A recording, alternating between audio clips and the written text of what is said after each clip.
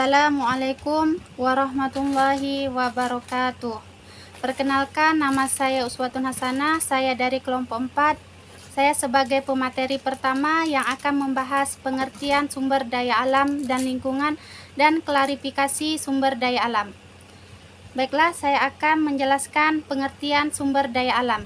Ialah apa saja atau semua bahan yang ada di alam yang dapat dimanfaatkan untuk kepentingan hidup manusia. Dengan kata lain, semua kekayaan bumi, baik biotik maupun abiotik, yang dapat dimanfaatkan untuk memenuhi kebutuhan manusia. Lingkungan hidup merupakan suatu sistem terdiri dari unsur biotik, yaitu manusia, hewan, dan tumbuhan. Sedangkan abiotik yaitu udara, air, tanah, iklim, dan lain-lain. Klarifikasi sumber daya alam. Sumber daya alam dapat dibedakan menjadi 3, yaitu sifat, yang kedua jenis sumber daya alam, dan yang ketiga potensi sumber daya alam. 1. Sifat. Sifat dibedakan menjadi 3 kelompok. A. Sumber daya alam yang dapat diperbaharui ialah sumber daya yang dapat setelah kita manfaatkan dapat dipulih kembali secara dibudidayakan.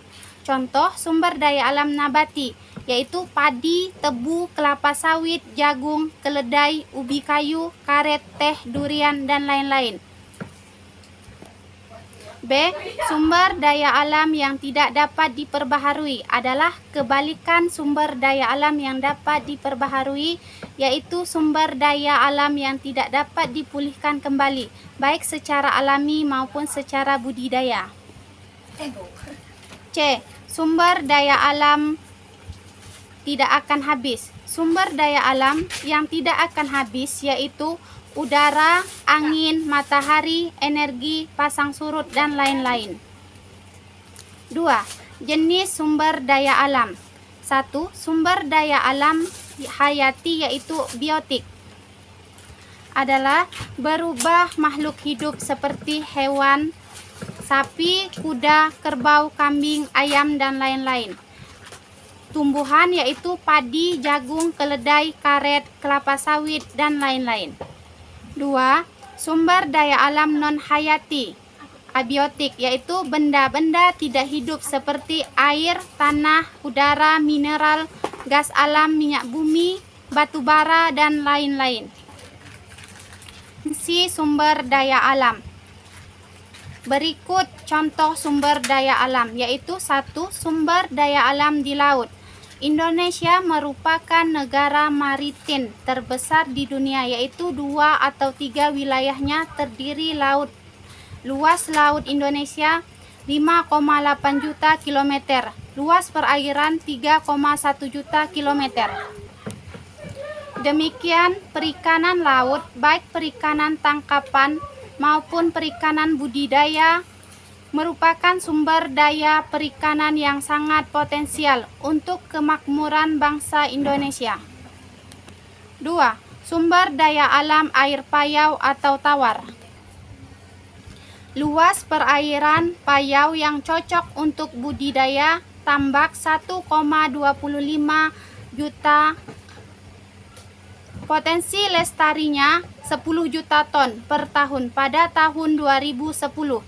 Jenis komoditas yang dapat dibudidayakan di tampak antara lain udang, banteng, korapu, lampur, nila, kepiting, soka, dan rumput laut. Perkenalkan, nama saya Rasida, saya sebagai pemateri kedua, dan saya akan menjelaskan tentang pengolahan sumber daya alam dan lingkungan. Pengolahan sumber daya alam dan lingkungan. 1. Manusia sebagai khalifah di bumi. Allah telah memilih manusia sebagai wakilnya sehingga manusia wajib untuk mempresentasikan diri sesuai dengan sifat-sifat Allah. Salah satu sifat Allah tentang alam semesta ialah sebagai pemelihara dan penjaga alam semesta. 2. Pengelola sumber daya alam umumnya dikenal 3 macam sumber daya alam didasarkan pada sifatnya, yaitu 1. Sumber daya alam yang dapat dipulihkan, di mana aliran sumber daya alam tergantung kepada manajemennya. Dengan beberapa kemungkinan, kesediaannya dapat menurun, lestari, atau meningkat. Contoh, tanah, hutan, dan marga satwa. 2. Sumber daya alam yang tidak dapat dipulihkan, di mana persediaan tetap dan sumber daya alam ini terdiri dari A. Secara fisik, persediaan akan habis seluruhnya. Contoh, batu bara, minyak bumi, gas alam. B. Persediaan menurun, tetapi dapat digunakan kembali atau daur ulang. Contoh, kelompok logam dan karet. 3. Sumber daya alam yang tidak akan habis, di mana persediaan secara berkelanjutan terdiri dari A. Persediaannya tidak terbatas dan tidak terpengaruh oleh tindakan manusia. Contoh, energi matahari, energi pasang surut. B. Persediaannya tidak terbatas, tetapi terpengaruh oleh tindakan manusia. Contoh, bentang alam, keindahan alam, ruang angkasa, dan udara. Assalamualaikum warahmatullahi wabarakatuh. Nama saya Muhammad Safianur, akan menjelaskan tentang kependudukan dan lingkungan hidup. 1. Pertumbuhan penduduk. Pertambahan jumlah penduduk akibat natalitas lebih besar daripada mortalita. Pertambahan penduduk yang semakin meningkat berdampak pada lingkungan sehingga banyak terjadi pencemaran udara, air, dan tanah. 2. Kerusakan lingkungan hidup. Kerusakan lingkungan di Indonesia dari waktu ke waktu terus mengalami peningkatan sehingga alam seakan-akan sudah tidak bersahabat lagi dengan kita. 3. Cara menanggulangi kerusakan lingkungan. A. Pendidikan cinta lingkungan. Kerusakan lingkungan di Indonesia terus terjadi, harus segera ditanggulangi dengan cara menyiapkan sumber daya manusia yang peduli lingkungan dan kalau mengelola sumber daya alam tetap berpegang pada keseimbangan ekosistem berkelanjutan. B. Gaya hidup hijau. Gaya pengelolaan lingkungan yang berkelanjutan mulai sekarang dan di masa mendatang. Masyarakat Indonesia perlu melaksanakan gaya hidup sehat. C. Ruang terbuka hijau.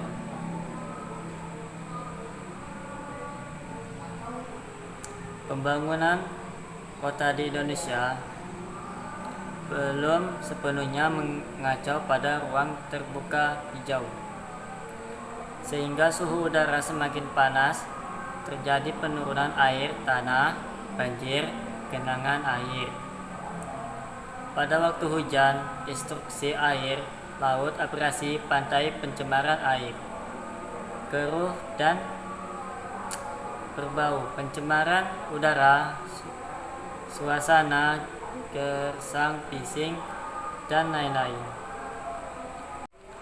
D. Penghijauan dengan menanam pohon. Penghijauan merupakan amalan soleh yang banyak manfaatnya bagi umat manusia, seperti dapat menaungi manusia dan hewan.